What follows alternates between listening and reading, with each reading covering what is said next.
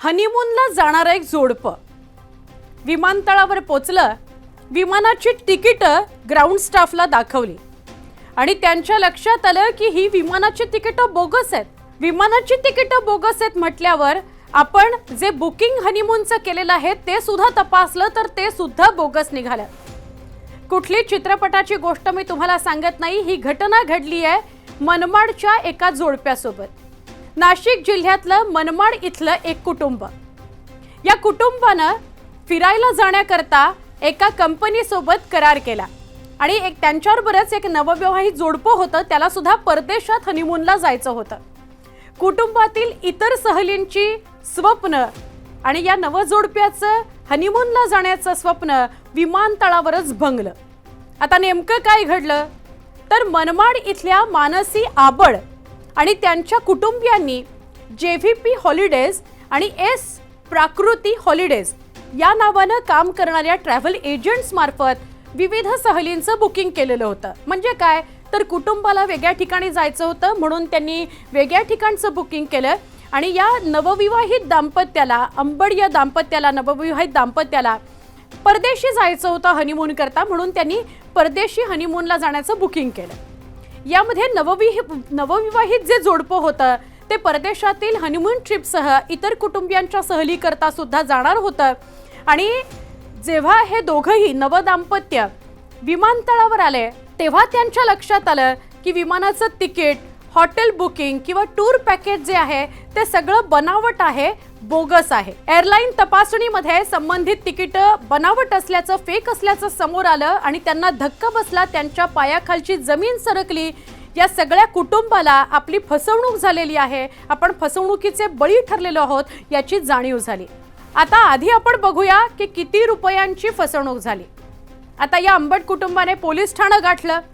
वेगवेगळ्या ट्रिपच्या नावाखाली संबंधित ट्रॅव्हल एजंटनं साधारणपणे 3,71,300 रुपये या कुटुंबाकडनं घेतलेले होते. ऑनलाईन घेतलेले आहेत, त्याची सगळी कागदपत्र या कुटुंबाकडे आहेत. कुटुंबाची फसवणूक कुणी केली तर हे जे ट्रॅव्हल एजंट्स आहेत त्यांची नावं जी समोर येत आहेत ती जयेंद्रनाथ उर्फ सुरेंद्रनाथ जगन्नाथ मोरे हे ट्रॅव्हल एजंटचं नाव आहे. आता तो सापडत नाहीये, फरार झालेला आहे. पोलिसांनी मानसी अंबड यांच्याकडून तक्रार दाखल करून घेतलेली आहे. ही घटना 8 जून 2026ला घडली आहे आणि त्याचवेळी तक्रार दाखल झालेली आहे. तक्रार कुठे दाखल झाली तर सदर बाजार पोलीस ठाण्यामध्ये गुन्हा दाखल झालाय आणि आर्थिक गैरव्यवहाराचा गुन्हा दाखल झालेला आहे. ऑनलाईन पेमेंट झालेत, त्याचे सगळे रेकॉर्ड्स पोलिसांनी ताब्यात घेतलेले आहेत. बुकिंगची सगळी कागदपत्र पोलिसांनी ताब्यात घेतलेली आहेत.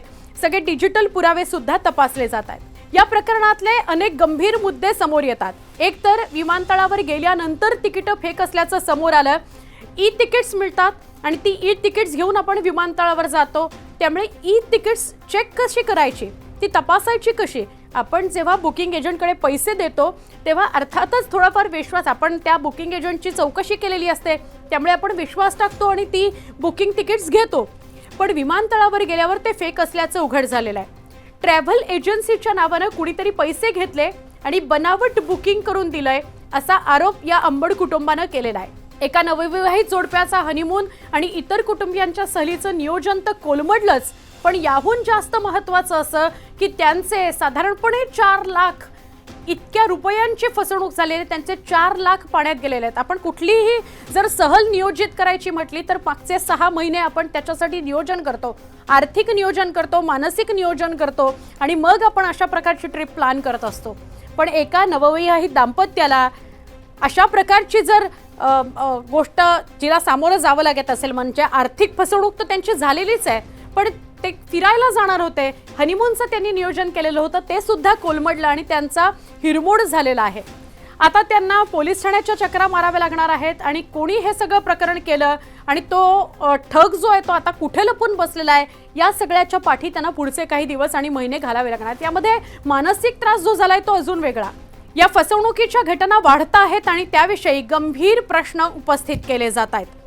याविषयी पोलीस अधिक तपास करतीलच आणि संबंधित आरोपीला ताब्यात घेतलंही जाईल.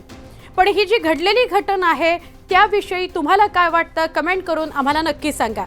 आमच्या न्यूज 18 मराठीच्या इंस्टाग्रामला आमच्या यूट्यूब आणि फेसबुकच्या अकाउंटला फॉलो करायला, आम्हाला सबस्क्राईब करायला विसरू नका.